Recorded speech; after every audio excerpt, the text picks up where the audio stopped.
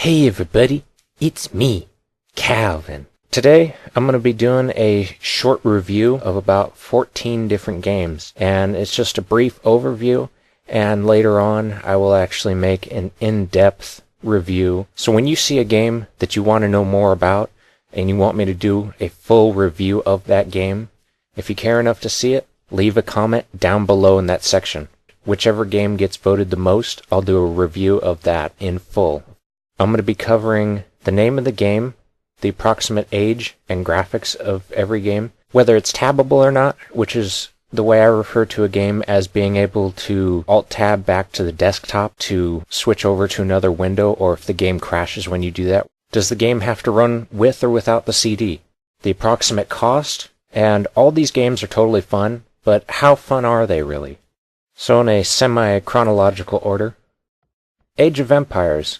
This game's actually pretty old. It came out when Ensemble Studios was still in production. The graphics are actually decent for the time that it came out. It is tabbable, and I believe it does need the CD in the disk drive to run the game as you're playing it. This game is so incredibly cheap, you could probably find it for $5 at your local Walmart. Maybe even cheaper if you ordered it online. This game is actually really fun, and it was actually innovative at the time. All the different races, all the technologies that you can use while playing this game, they're amazing. It's well thought out, it's well balanced. Earth 2150. Now this game's a little bit old too. It comes from a few years back, and the graphics are actually pretty good from the time it came from. This is another RTS real-time strategy just like the Age of Empires. It is tabbable, and once you get the game running from the CD, you can then eject the CD and put that away. The cost, again, this game's only like $5. It's really cheap. This game's really fun. It's got 3 different races to choose from, this huge tech tree, an amazingly deep game, especially considering the time it came from.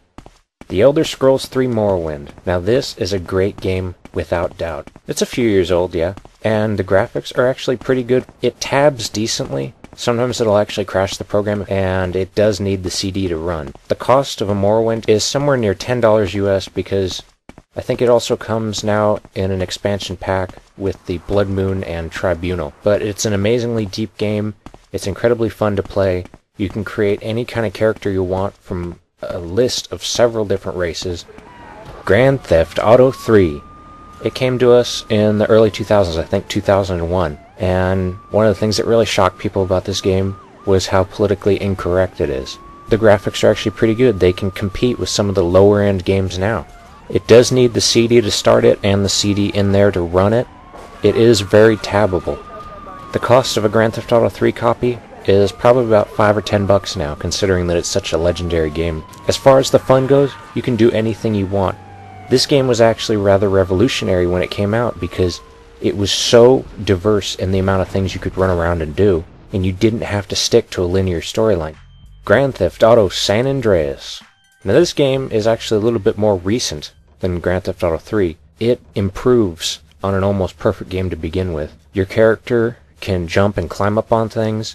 He's got a huge array of weapons this time around instead of just one set of weapons. You've got motorcycles and helicopters. You've got boats, the ability to swim, the ability to hold your breath underwater, a slightly better tweaked wanted level system. Sometimes tabbing this game can cause it to crash. It does need the CD in there to run. The cost of this game, maybe $5 or $10 depending on where you find it. Path of Neo, known by many as the sequel to Enter the Matrix, is only a few years old, and the graphics are actually pretty good. Some of the effects can actually cause you to be a little bit nauseous. The game isn't very tabbable, and it does require the CD to run. The cost of a Path of Neo game copy is $10 or $15.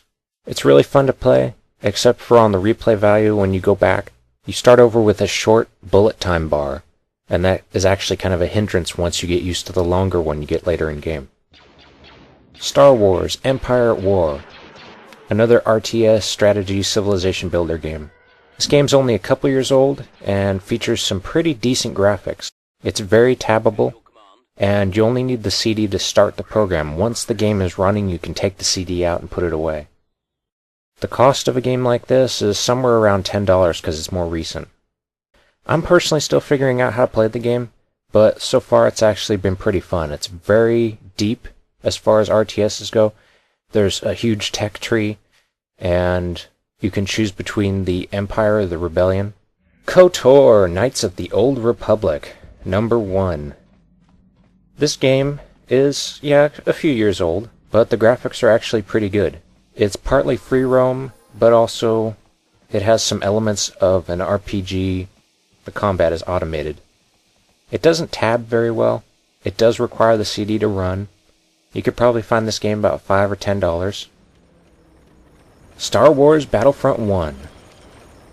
First of all, the graphics on this game are absolutely incredible. They actually, in my opinion, look better than Battlefront 2, which came out later.